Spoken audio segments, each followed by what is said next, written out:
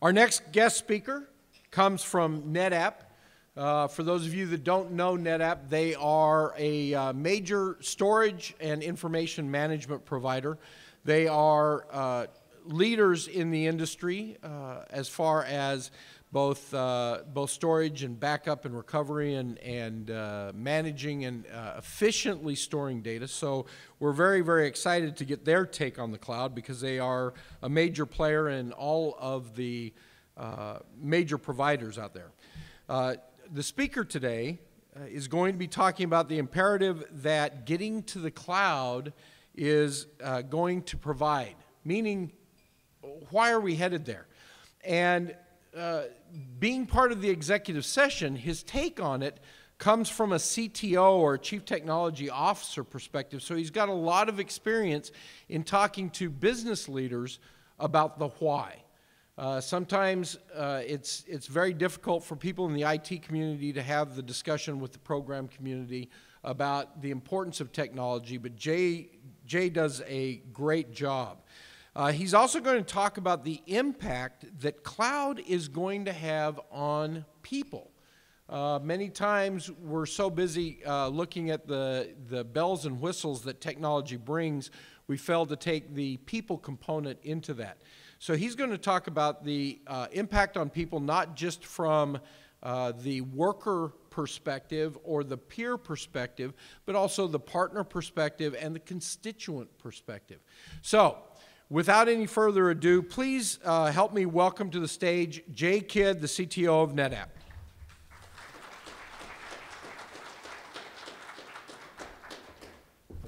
Thanks, Russ.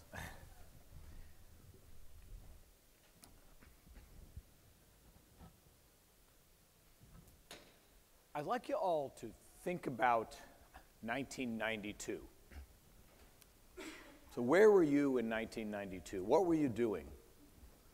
How were you spending your time? What do you remember about that time?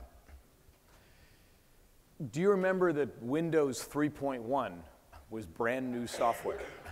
Had anybody use that? God bless you. Do you remember that Clinton and Gore came together in the US to win the White House and Diana and Charles came apart? Do you remember the Apple Newton? You remember John Scully? A lot of things were happening during this time, and a lot of technology change was happening in '92. But one thing was largely the same as it had been for 50 years. The way sellers dealt with buyers, when companies wanted to reach customers, they would reach them much the same way that they had for 50 or 60 years. They would place print ads in magazines or newspapers. They would talk to them on television. They would send invoices. They would call them on the phone. The method of connecting buyers and sellers in '92 was really the same as it had been for most of the century. But in 7 short years, just 7 years later, everything had changed. The dot-com revolution that had happened really by 1999 fundamentally changed the way that buyers found sellers, the way that sellers sold, the way that buyers bought. Companies that didn't exist in 1992 dominated the market cap of many of the stock markets by 1999. And many of the biggest companies we think of today in the internet didn't even exist in 1992. Google, Amazon. Mark Zuckerberg was in 3rd grade in 1992. In 7 short years, there was such a fundamental change that was driven by technology that disrupted 50 or 60 years of go-to-market best practice. These kind of technological revolutions are happening faster, more frequently than any other time in our life. And what we see happening now is a new revolution going on related to the topics today, related to cloud. The concept of IT as a service is a new revolution in overall IT. The fact that there is a viable alternative to running your own information technology service, to having it in-house, the fact that you can buy it as a service, creates options, creates choices. But it's even more fundamental than the flexibility it can provide to someone who's responsible for providing information services to an organization or a constituency. It's a change in attitude. Because what we have to remember as IT professionals is that the expectations that our constituents or our employees now have of the IT experience they have inside the company or their organization is now being set by the Facebooks, by the Googles, by the Amazons. And that expectation is being set pretty high. So it's an absolute imperative for everyone who's in the IT industry to recognize that this service provider revolution, this cloud revolution, is not something which is happening outside of us. It's something which we are a part of and we have to acknowledge. Inside of companies, what IT as a service means is that the way, or companies or organizations or constituencies, the way we deploy infrastructure to serve the applications and information needs of the people we serve, it's shifting from a model of buying dedicated pieces of hardware, servers, storage, and networks, to serve specific applications, be managed as dedicated silos. It's shifting to a model where now you're deploying pools of compute, pools of storage to serve applications that exist today, but also that can be dynamically, inexpensively, and non-disruptively expanded to serve applications that haven't even been conceived of yet. So IT as a service is a revolution in thinking inside of our IT organizations, as well as a revolution in what choices you have to deploy outside.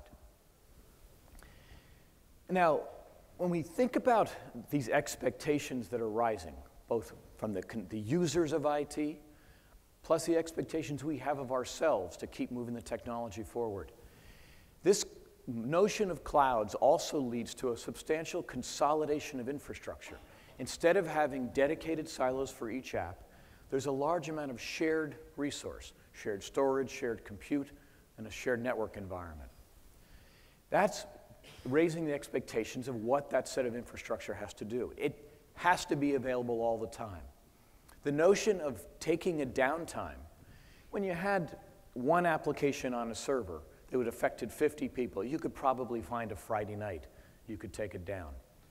When you have a shared infrastructure supporting hundreds of applications, potentially thousands of users inside your organizations, potentially tens of thousands outside, the idea of a downtime is ridiculous. The water system doesn't go down. The roads don't go down. You have to be up all the time. We also have to be able to grow this to large scale, but not make the investment in large scale up front. You have to be able to start small with modest investment and then to grow incrementally as demand grows, as opportunity grows, as the application base grows. And clearly, and this is not unique to public sector or private sector, we have to be efficient in the way we do this. None of our budgets are going up, and we have to figure out how to get more out of the infrastructure that we're deploying. This really is a new type, a new thinking around infrastructure for IT. Instead of being a stack of equipment that we nurture like monks before a printing press, it is something which is pervasive and transparent and in use to serve a particular set of services and information services. And it has to be thought of that way, truly like the roads, like mobile telephony, like electrical power, like water. It is pervasive and transparent. Now, building upon that, there's also a set of expectations from an operational standpoint and a tools standpoint. Infrastructure of this scale, there's nothing you can really do with it where a human has to be involved in servicing a request or managing a process flow day to day. You need to move to a model where it is automated and self-service, where users of the infrastructure can, within limits, do things themselves, be empowered to move their agenda forward. This infrastructure also has to be flexible enough to support a wide range of applications. Because remember, you're starting with the applications you have today, but planning to deploy applications that haven't even been thought of yet.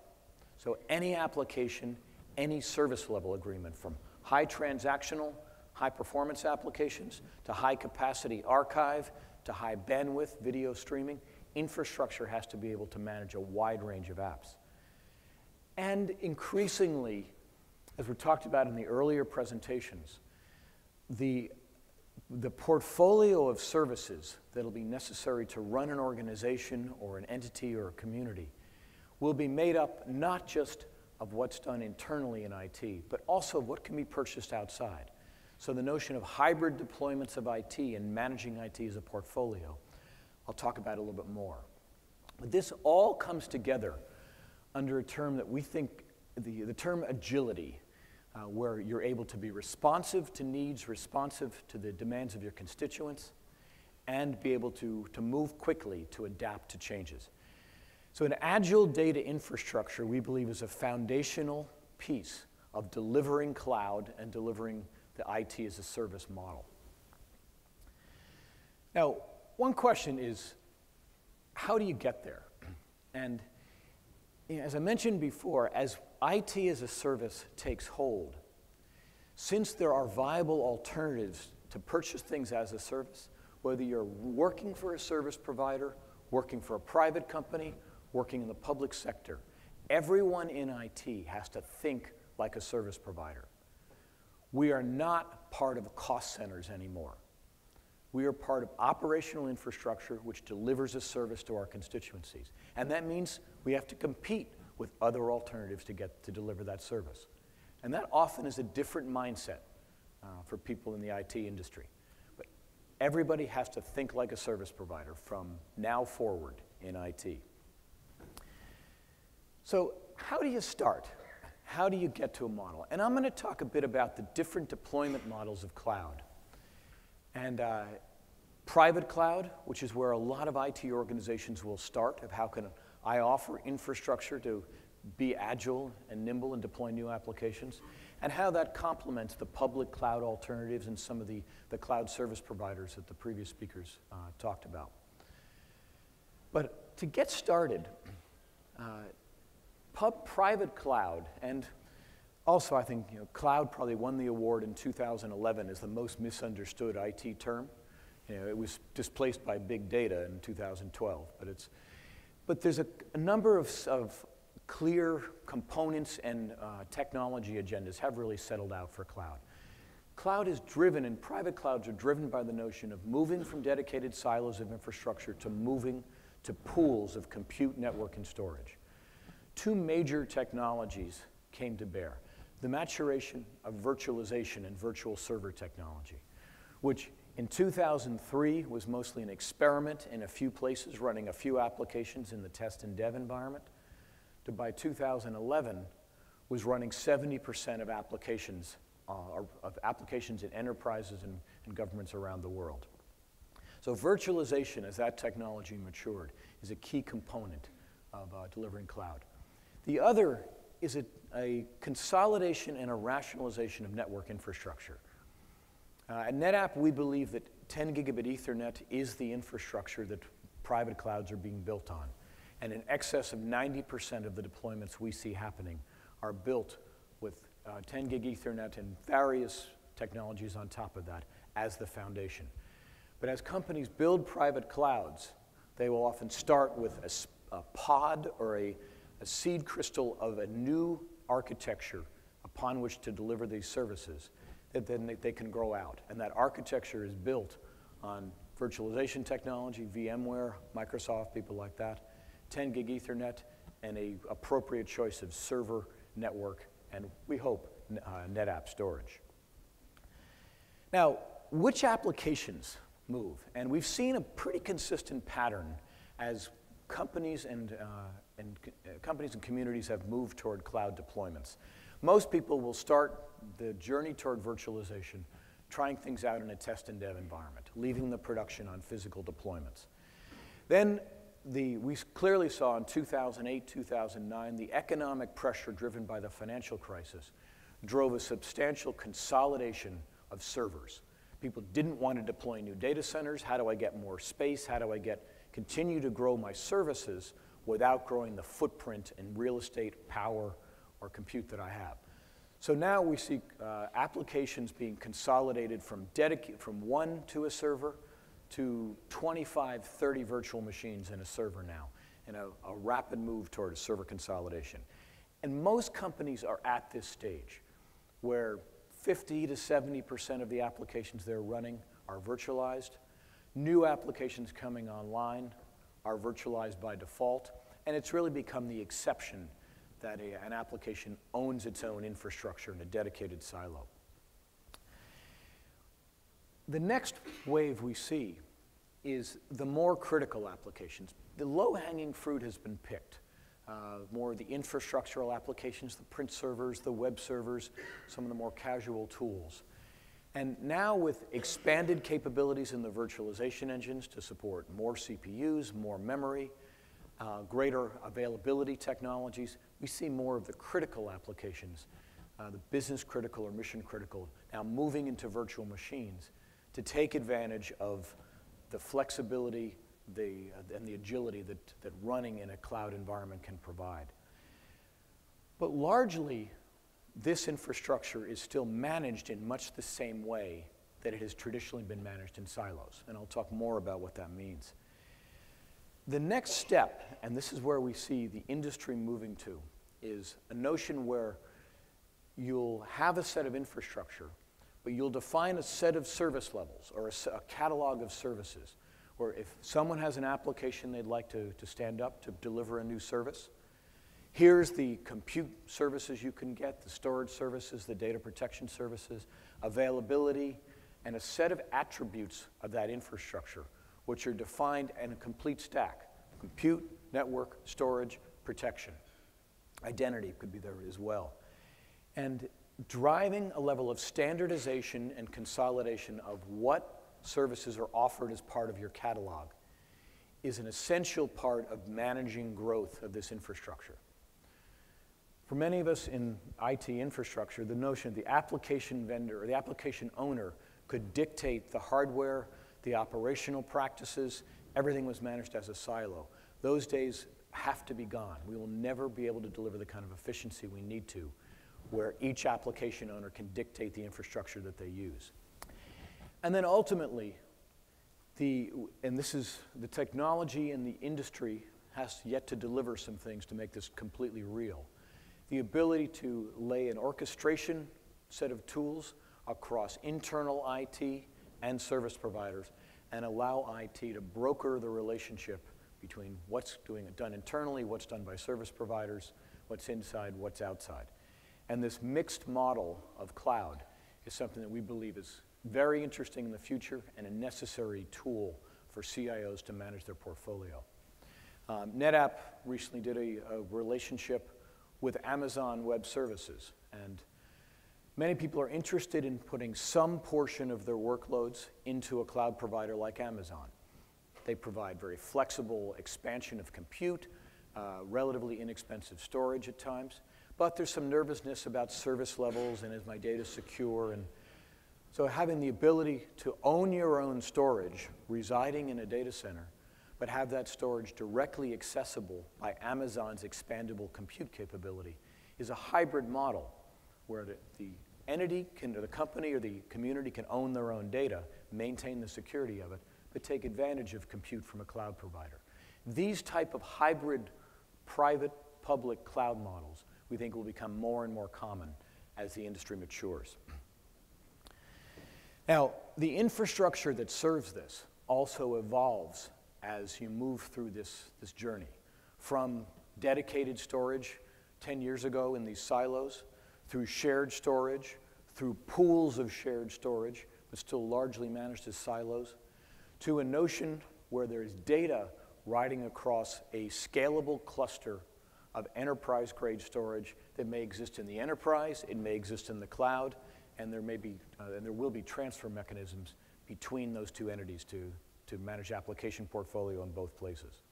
So the infrastructure also evolves, as I talked about, to become scalable, cost-effective, pervasive, and transparent. Now, I mentioned some of the operating models, and there's a number of personnel and human impacts as IT moves toward this model of delivering IT as a service. In traditional IT models, you'll have a set of experts or a set of teams, depending on the size of your organization. And you'll have somebody who owns the apps, and somebody who owns the servers, and some people who own the network and own the storage. And whenever a new application is deployed, these teams will come together and stand up the server and connect to the networks and stand up the storage. And this horizontal approach to management leads to a team-based effort to creating a new infrastructure for a new application. And historically, it would take 2 to 4 weeks to stand up the infrastructure for a new app, assuming the purchasing was not a drag or anything like that. So clearly, that's never the case. So this model of horizontal management worked fine when the time it took to actually mechanically and technically deploy applications also took weeks to days to stand up the apps and install them and all that. In a world with virtual machines and private clouds, that's never going to work. Because with a virtualized server environment, you can stand up a new virtual machine in 20 minutes with a golden image of an operating system and make it available to the application owner. That can be done so much more quickly. But most people today still manage their infrastructure in the old horizontal way, where somebody wants a virtual machine, they have to get someone, a team has to configure the network, has to configure the storage, the protection relationships. All of that has to be set up, and it can still take several days. Where we've seen some of the thought leaders get to is the notion of shifting the organization from this horizontal technology-based domains of management to more of a vertical approach where a smaller team has the expertise in deploying the entire stack of infrastructure appropriate for that particular application. They understand what it takes to deploy compute, memory, the whole virtual machine server, network ports, storage, capacity, efficiency, performance, protection. All of the attributes can be deployed as a stack. And this is also why it's so critical to have a service catalog in place, because a service catalog will define what attributes are available to be combined together to create that stack. And a limited set of them is necessary to be able to effectively let a smaller team manage this infrastructure. But this approach to a vertical management through the infrastructure can lead to deployment of a complete stack of infrastructure for a new application in a matter of minutes. It requires some different thinking. And right now in the industry, the change in people's attitude and belief and operating patterns is probably the gating factor toward adoption of this technology. I had a customer I was talking to at one point who was a new CIO in his company, and it was a private company or a commercial company, not that large, and he had a leader of server, a leader of network, and a leader of storage on his team. And he was struggling to get them to come together and to define an architecture to build a private cloud. They knew they wanted to, but they couldn't come together because each was living in their own domain. And so he took the action of rotating them. He put the guy who owned servers in charge of networks, the guy who owned networks in charge of storage, the guy who owned storage in charge of servers. And in 4 months, they were easily able to come together and figure out how they could define an infrastructure and how they would operate it that would look end to end. So you have to shake people out of their mindsets and, unforgivingly, out of their fiefdoms of the domain that they particularly control. It's an essential part as leaders in IT and as CIOs to shake the people who are stuck. Now, one other aspect to this people side to make everyone aware of, but I've also heard from many the customers and deployment models I've talked to, when you build a team to deploy this private cloud model, these people will build a set of expertise in efficient IT deployment. They know how to get the most out of vCloud Director or vSphere, and soon it'll be System Center as well. They've become experts in this domain. Sometimes they can be hard to hold on to as well, because they pick up a skill set which is valuable in the industry, and then they can be gone. Which also makes it doubly important to establish the model for service catalogs, to establish you still need to have the discipline of runbooks and operating practices even in this horizontal model. It just is a more straightforward approach. So you have to be able to accommodate that may happen with some of your staff. On the flip side, if you aren't able to move to this type of infrastructure, the adventurous, the creative, the staff who really are able to move your infrastructure forward won't want to stay. So it's a catch-22. You have to sort of work through that.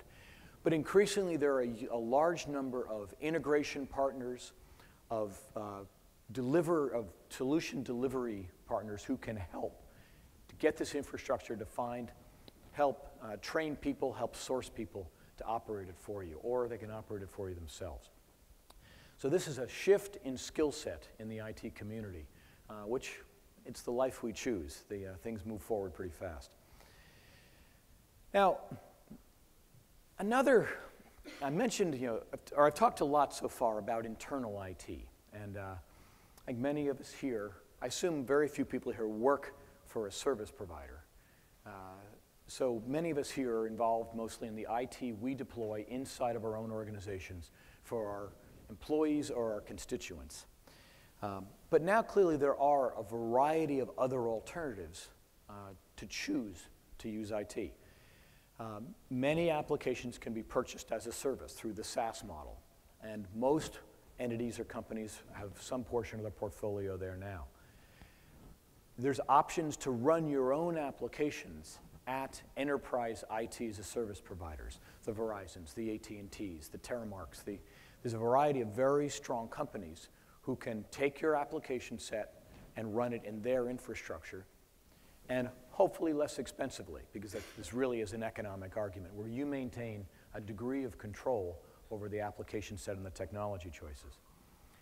And then there are also the commodity IT services, the Amazon Web Services, Microsoft's Azure, Google Gmail's more of a SaaS model, but there's other options where you choose the application, but you can deploy it fairly quickly on these commodity services.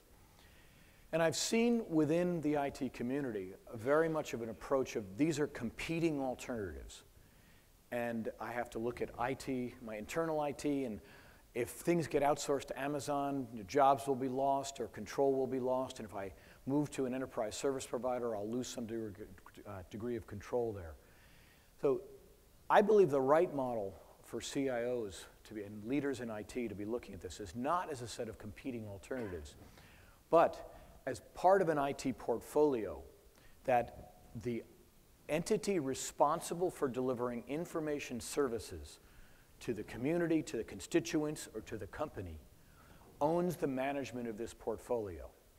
It's you who decide what applications am I going to run internally, what are core to my mission, versus those that I could purchase as a service. I think there's been a few examples of the federal government going to mail as a service. Is mail core or context? A key decision to make. Some of the social interactions or collaboration tools, are they core or context? But in commercial companies, clearly ERP, manufacturing may be a core function. So deciding that portfolio, deciding what goes where. And then as an IT organization, brokering the relationship for the consumers of IT. Oh, here's an application we'd like to deploy. We have our own private cloud to deploy it on, or can we broker and deploy it on an enterprise IT service provider? Or is it a casual application that may be gone in 6 weeks, and we can use a more dynamic infrastructure like Amazon? So being able to look across the portfolio of options as IT leaders and broker them for the constituency that you serve. And I found, I heard a great story with a large telecom company in England, who will remain nameless because there's only one. He decided, well, this Amazon stuff looks very interesting, and I'll contact Amazon and say, come pitch me on how I can take advantage of Amazon Web Services within my organization. And the Amazon rep called him back and said, happy to do that, but did you know that there was 250 accounts running applications in Amazon Web Services with your domain name already? Because if IT leaders don't cast an umbrella of responsibility across these IT alternatives, your constituents who own applications will find your organizations unresponsive and will go do it themselves. It's like Dropbox. How many people here use Dropbox? All right. I'm sure you're you're cautious, your IT professionals, about the security of information and making sure what goes in Dropbox is protected. At NetApp, I was there when our founder informed our CIO about 2.5 years ago he had moved his entire home directory into Dropbox. And I watched her have an aneurysm.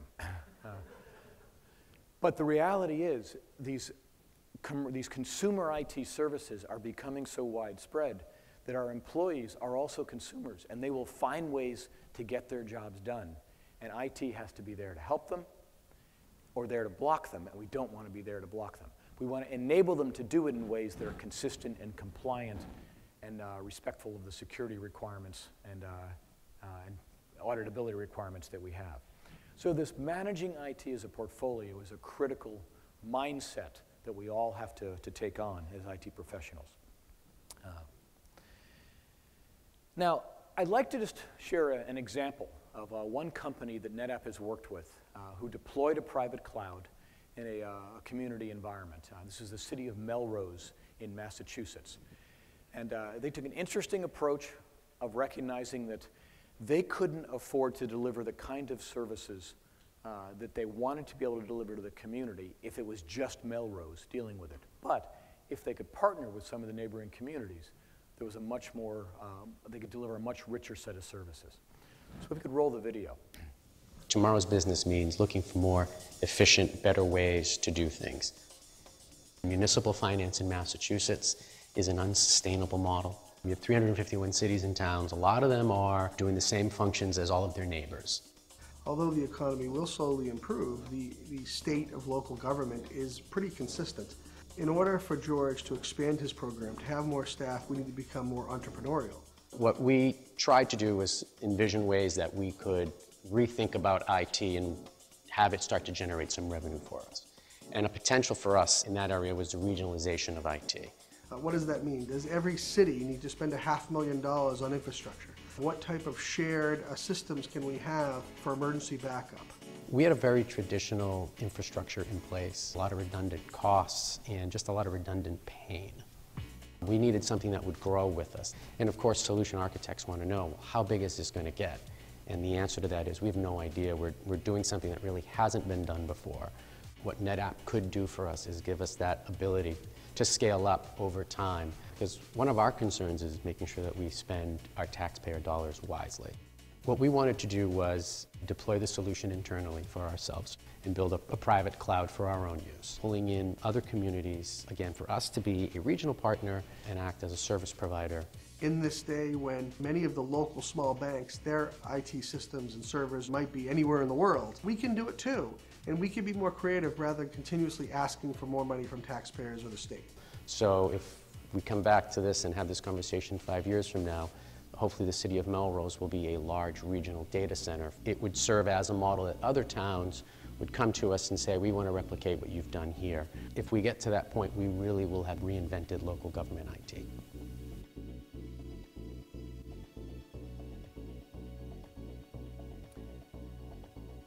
So I love this model of recognizing that a small cloud, it may be difficult to really get the full benefit from, but being able to deploy infrastructure which they know can grow.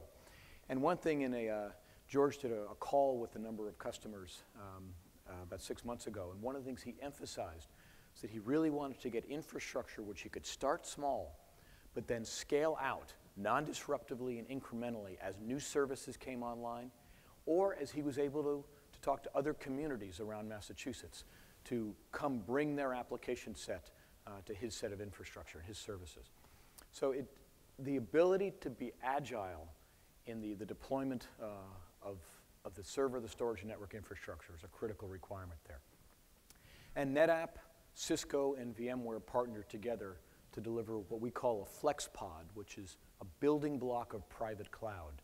It can easily be deployed, stood up, and then expanded as needed as applications grow. So great savings, great flexibility, and for a forward-looking IT thinker like George to be able to put in place a service that could actually save money regionally in their community.